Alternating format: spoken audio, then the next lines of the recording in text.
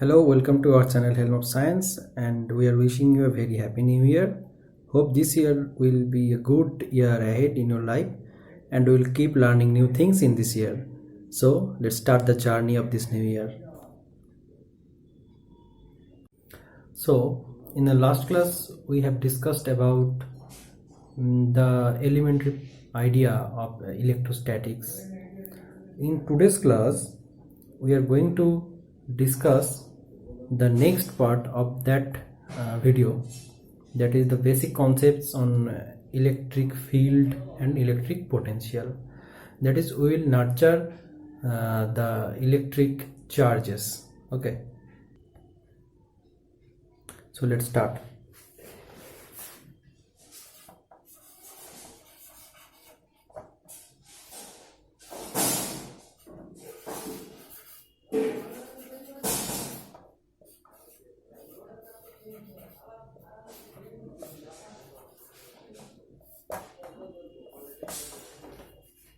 So in the last video we discussed that there are atoms in our universe and electrons are surrounding of a nucleus like this,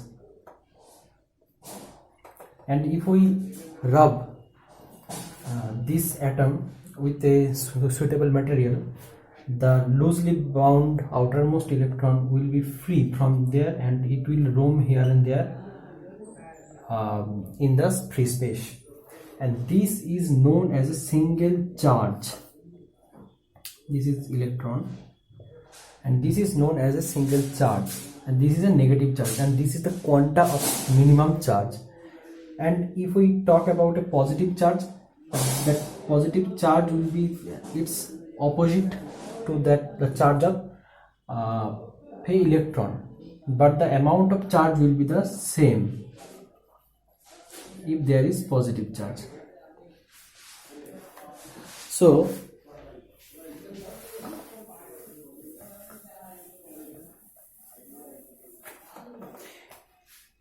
what will happen if we put two charges side by side or by a distance, say r?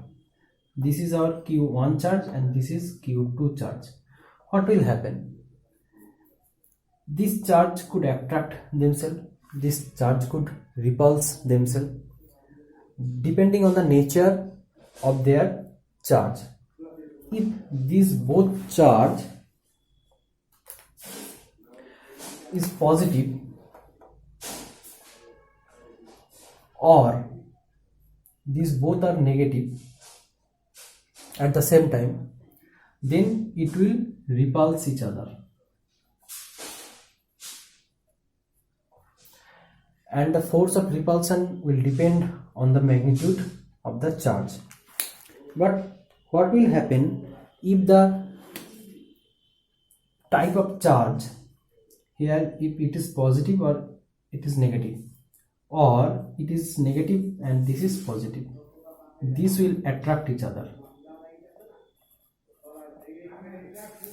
and the force of attraction or repulsion depends on the magnitude of the charge.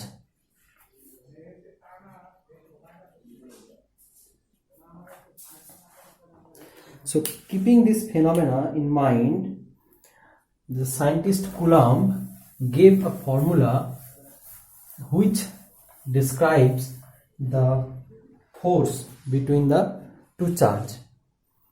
So let's see what is the formula. So the force, suppose this is two charge q1 q2, and the distance between these two charges is r. So according to Coulomb's law,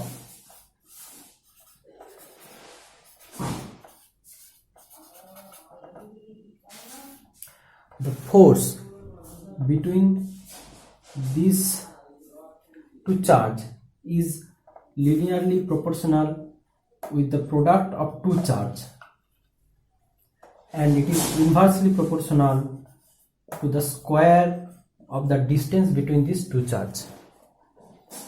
So equating this, we can write if varies q1 q2 by r square, and if we want to remove this sign, if is equal to k prime q1 q2 by r square. So this is the Coulomb's law of electrostatics. Here k is known as the Coulomb constant, and it's depend on the medium of the field. So let's see.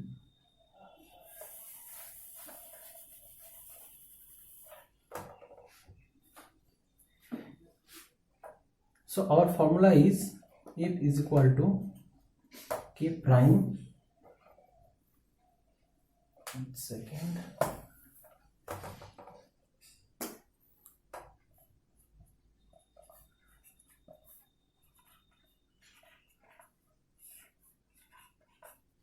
right?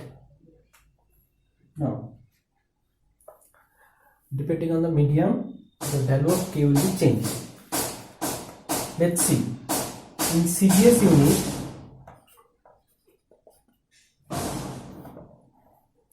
K prime is 1 by K, and in SI unit, K prime is written as 1 by 4 pi epsilon 0. Here epsilon 0 is permittivity of free space, and it has a constant value, that is,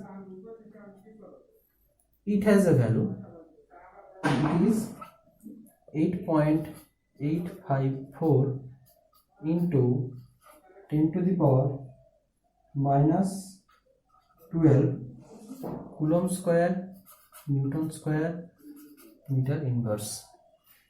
And this is important, please keep it in mind. So putting this in this equation, we will calculate this value, and it is nearly 9 into 10 to the power 9 Newton meter square Coulomb to the power minus 2. Okay, and here this K is electric permittivity.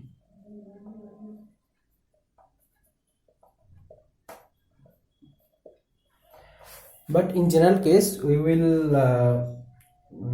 take this value and this value, that we will use the SI unit in maximum times.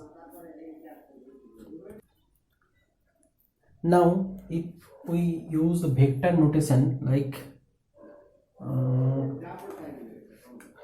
this is our coordinate system, this is origin and two charge, this is Q1 and this is Q2, and these are separated by R, and so using the vector notation, the force between 1 to R, and this will direct like this. Okay, the force between 1 to R, F12 is written as 1 by 4 pi F naught into Q1 Q2 by R12 square into R12 cap, that is at R12 direction. So if there are multiple charge, suppose there is also a charge Q3, and it will be written as R12. So this direction will be r13. Okay, and in case of multiple charge,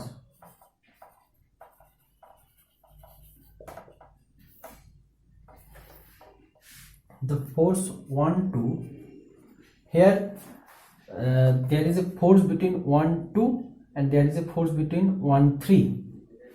There is also a force 2 3, between 2 3. So if we calculate the force with respect to the charge q1, that is the charge, that is the force in between q1 and q2 is written as F12 is equal to 1 by 4 pi epsilon 0 q1 q2 by r12 square into r12 cap, and force between 1 and 3, that is F13 is written as 1 by 4 pi epsilon 0 q1 q3 divided by r13 whole square r13 cap.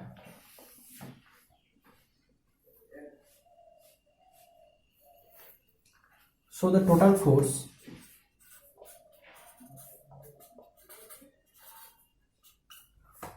what can we write? If F is equal to F12 plus F13, that is 1 by 4 pi epsilon 0 q1 q2 by 4 pi r12 square r12 cap plus q1 q3 by r13 square r13 cap. So this is our final force equation. So now if we compare the gravitational force with the Coulomb force, let's compare.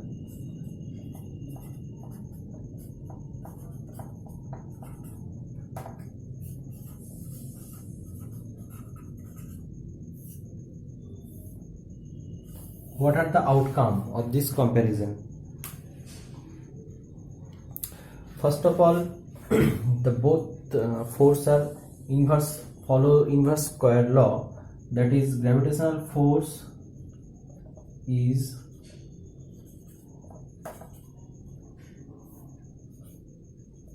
this depends on m1 mass of the two body and the distance between them, where the Coulomb force depend on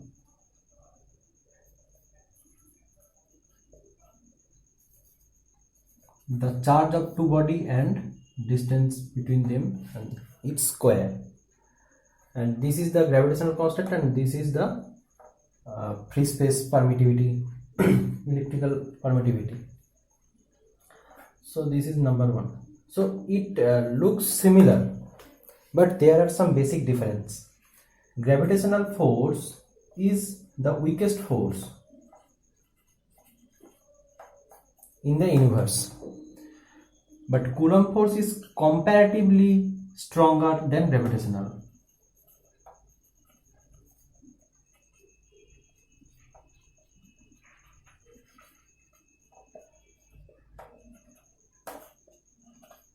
And it is Fc and Hg, gravitational force. Number 3, gravitational force is always attractive.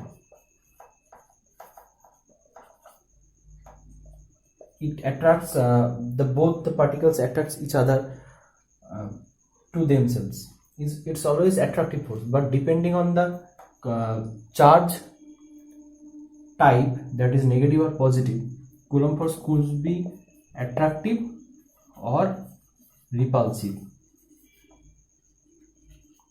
Same charge will attract each other and opposite charge will repulse each other. And number 4, this is very interesting.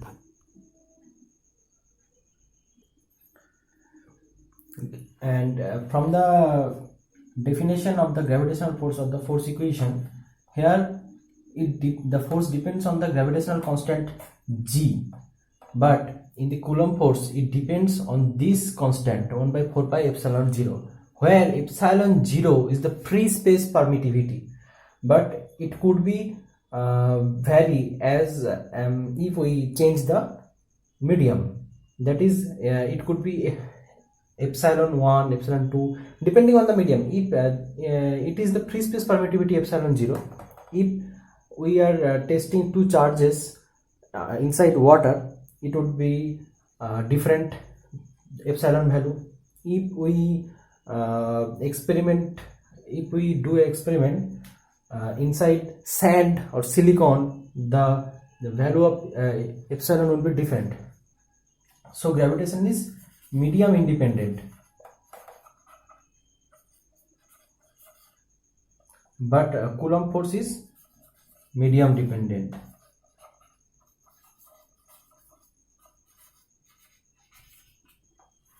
So these are the main 3 points by which we can differentiate between gravitational force and Coulomb force. Now we will discuss about electric field.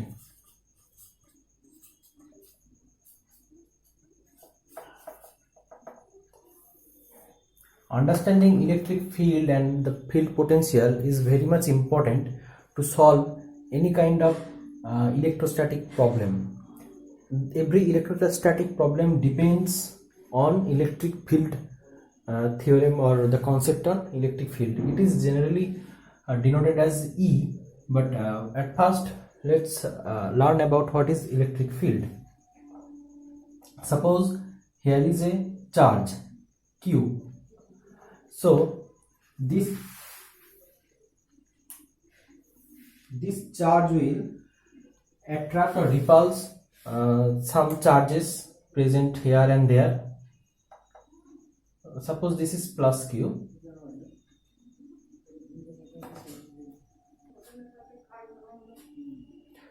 So if this is positive charge, it will repulse. If this is negative charge, it will attract. And if this is positive, it will repulse. Here it will attract each other. So there is a zone in which the test charge will be feeling attracted or repulsed by this main positive charge. Okay, and the field, suppose this is the field, where if we put a positive or negative charge, we will feel its attraction, we will feel its effect here considerably. Outside of this area, the action of this field or the action of this charge will be negligible.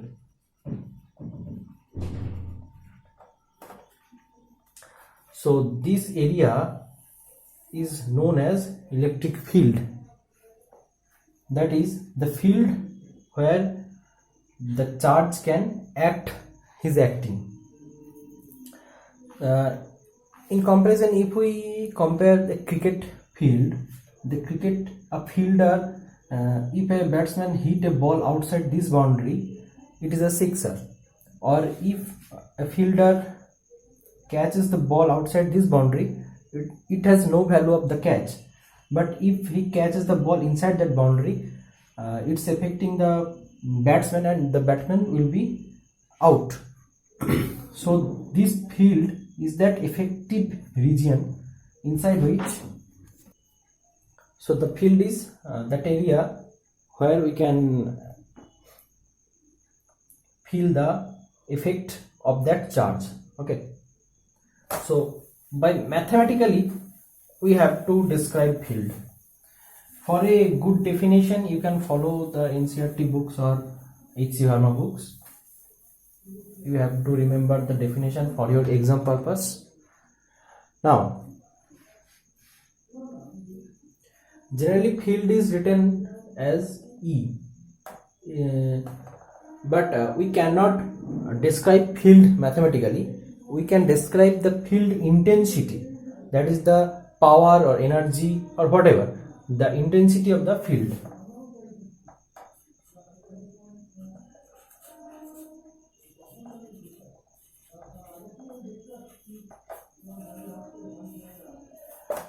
Okay,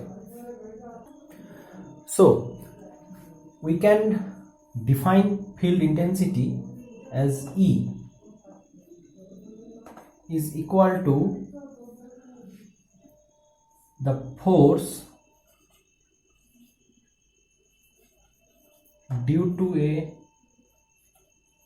charge, let Q, on a positive unit charge. This is the important line. So first of all, what was the force? Force was 1 by 4 pi epsilon 0 q1 q2 by r square. So force due to charge, due to a charge, suppose q1 charge, so we are E is equal to 1 by 4 pi epsilon 0 by r square. So force due to a charge, suppose the charge is q, as we took it, on a positive unit charge, and the q2 is 1. Q2 is 1. So this is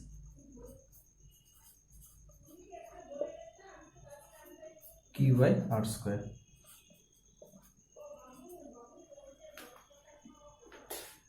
Okay.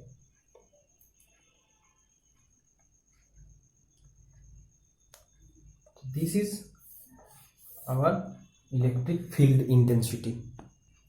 So if we compare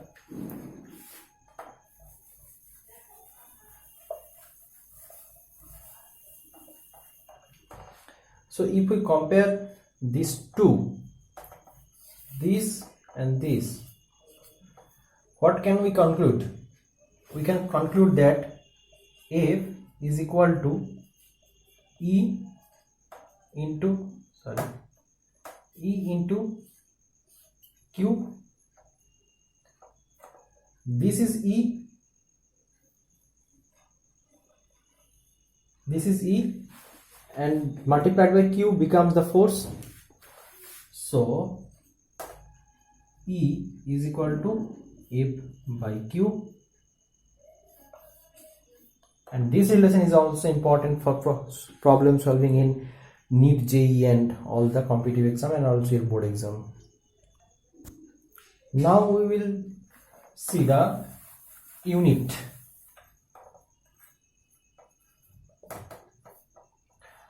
So unit of electric field intensity, we will consider the SI unit, that is force by charge. Force is Newton by charge is Coulomb. This is simple, and there could be another expression of this unit, that is multiply both sides by meter, and Newton meter is written as joule by C into M, and this is C, J by C, that is joule by Coulomb, is volt per meter. This is also another unit of electric field intensity.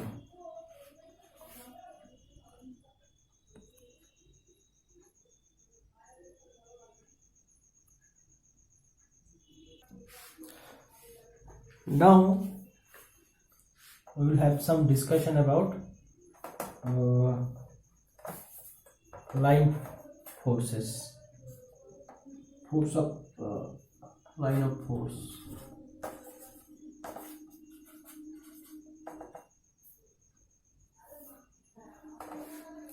Suppose here is the electric field along this direction and the field is E. So if we put a positive charge over here, the locus of this positive charge is denoted as the magnetic lineup or electric line of force. Okay, that is the path by which this positive charge will travel along this field direction is the line of force. These are the completely imaginary line.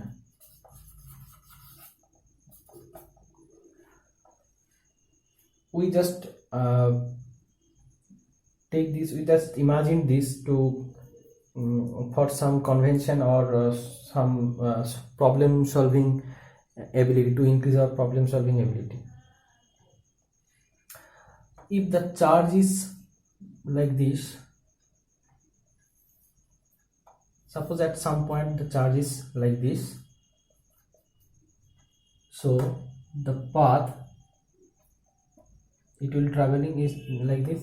So this is a line of force, and the tangent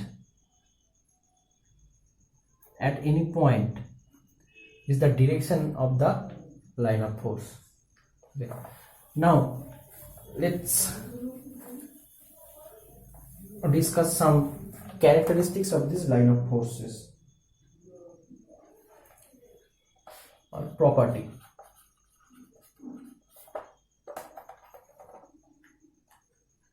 Magnetic property number 1, positive to negative. Magnetic or electric line forces be always directed from positive to negative direction. Number 2, two magnetic line forces never cross each other. This is line force 1, this is line force 2.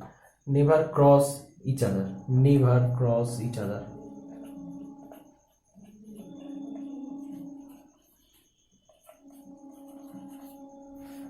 Why will it never cross? Because in the previous slide we have seen that at some point the tangent over that line of force is the direction of that electric field. So if we draw a tangent, try to draw a tangent here, some will be like this, and for this line of force this will be like this. So if these are the two tangents, at the same time at this point the electric field is directed in the two different ways, which is not possible. So the magnetic line force will never cross each other. And another, the magnetic line forces, suppose these will try to shrink each other. These will try to shrink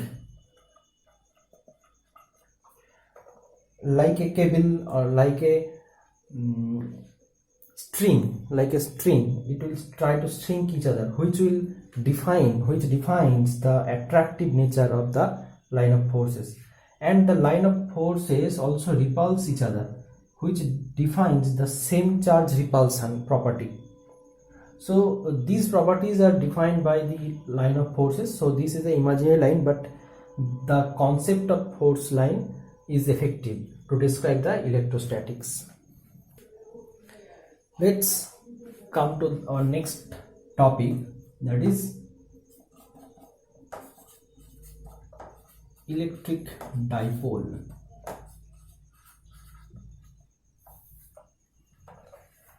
So this dipole is very important. As I mentioned previously that the electrostatics chapter is very much important in learning physics or learning the nature. So in that case we must know the electric dipole. In future I am giving you some examples. In future you will have some knowledge about this. So what is this? This is an atom, basic hydrogen atom, that is one nucleus, and the electron, one electron. So simply the electron is revolving around this, and the center is the positive charge and the opposite electron is negative charge, so it makes a dipole in nature. So this is a little critical or complicated example, but dipoles, the concept of dipoles are used like this. So at first, what is electric dipole? From the name di, there are, and the pole, so there must be two poles, so this and this. So if there are two same charge present at a small distance, then the system of these two charge is known as dipole. Fine.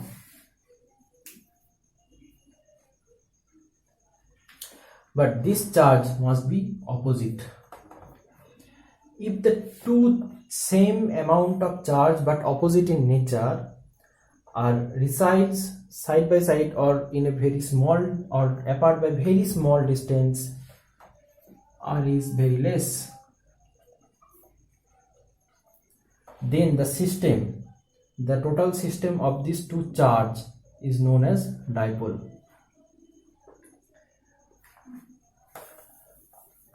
So,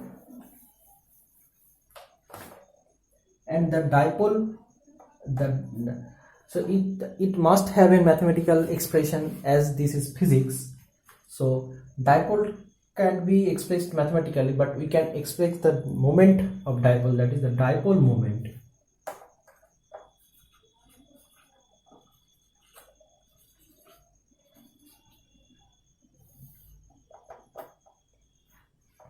If there is two charge plus q minus q and separated by a distance, for mathematical convention we will take this distance 2l. Okay, then the dipole moment is denoted by P, is written as any one of the charge into the distance between them.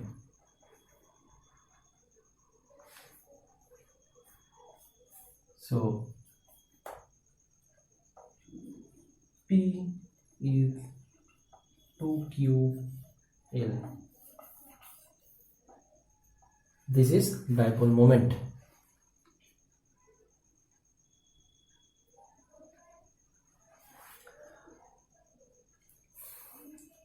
In book there are some examples which I'm not going through. Is if we test a dipole, suppose this is a dipole and we test the dipole moment from this point, the dipole moment would different. If we test at this point, the dipole moment would be different. Depending on the test position, the dipole moment will vary, and the detailed discussion is given in the books. I'm not going through that, but if you mention or if you ask to do that, please comment below.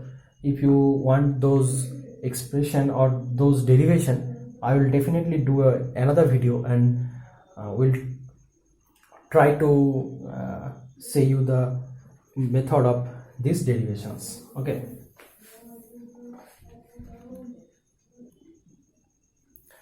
so this is the dipole. Basically the dipole don't have any much expression, but we are much more interested about the torque on a dipole.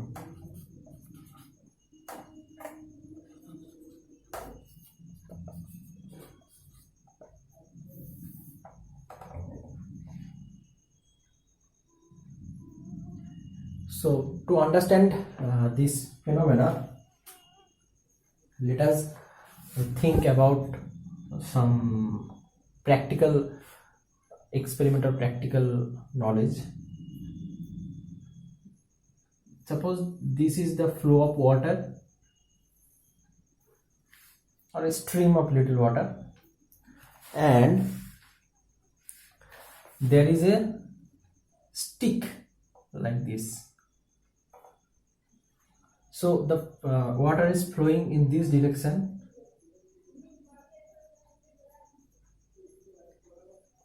So in the water, what will the water do with this stick?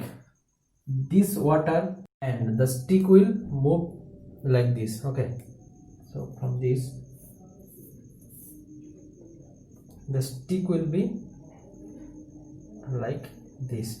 Previously the stick was like this, so it deflected by an angle theta. In the same manner, in an electric field E, to make the longer field, electric field E, if we put a dipole here, it will experience a torque, and we will calculate that torque here. Sorry for my, suppose this is the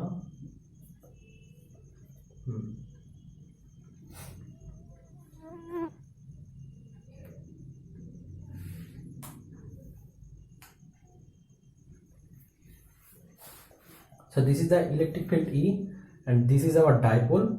So here two charges are here. Suppose this is minus Q and this is plus Q, and we know force is equal to Q into E. So the force given on this charge by the electric field E is minus Q into E, and on this charge is plus Q into E.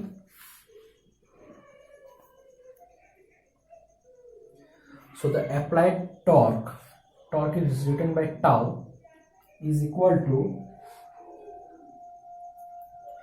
any one force multiplied by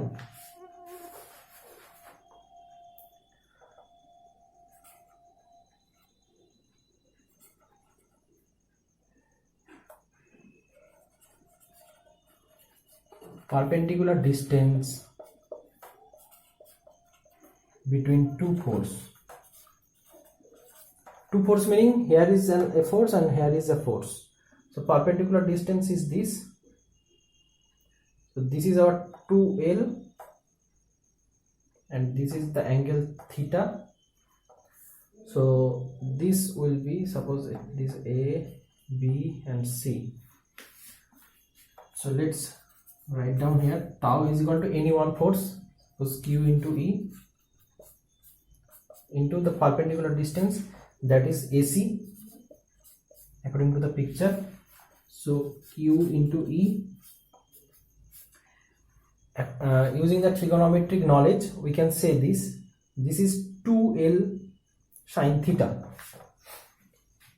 This is L, this is hypotenuse 2L, so the perpendicular will be 2L sine theta. I am clearing this side.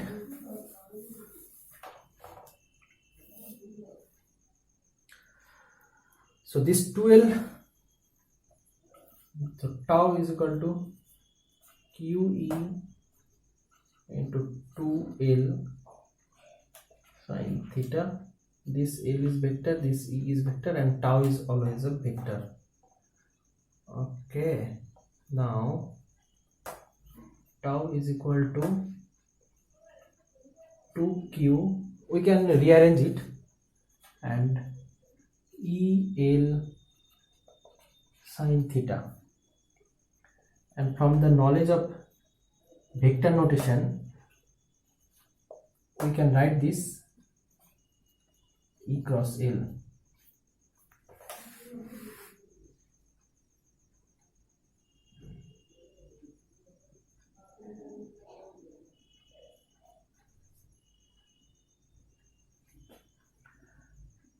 and from this we can change it like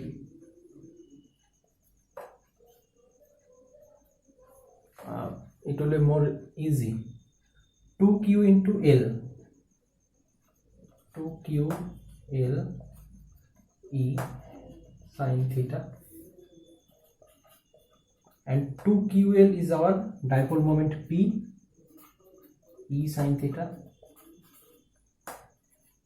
and tau is equal to, from vector knowledge we can write it P cross E. So this is the torque on a vector, torque on a dipole, torque on a dipole. Very important. Now we will discuss about, we will calculate the potential energy and the work done to deflect or a deflecting dipole. Suppose in this electric field there presents a dipole at an angle theta, q minus q plus q, this is E.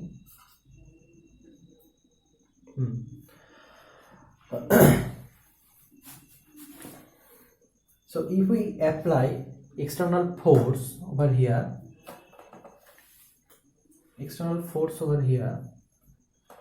the external torque is written as Pe sin theta, right? This is deflecting by angle theta.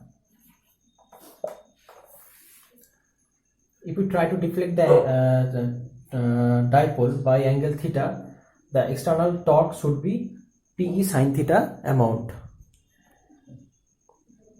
Now, if we want to deflect this dipole by another d theta, very little amount d theta, that is our total amount will be from theta to theta plus d theta.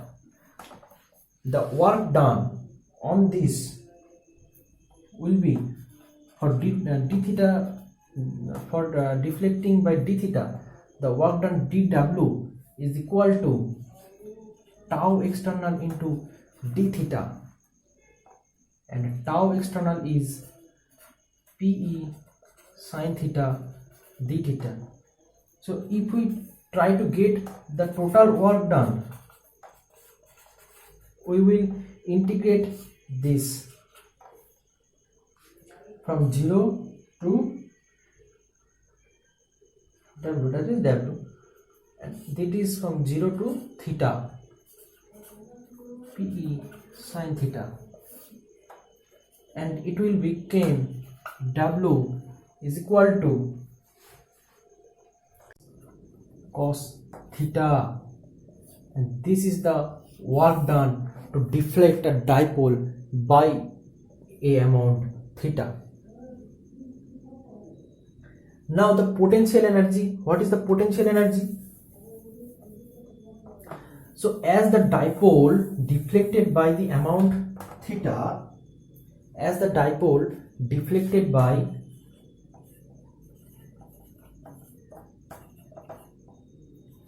the angle theta, so it will gain some potential energy inside it, and this potential energy will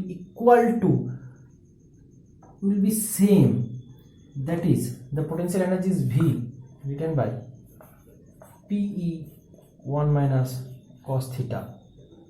The work done on the dipole by the external torque is the total potential energy stored by the dipole inside it for deflecting by angle theta.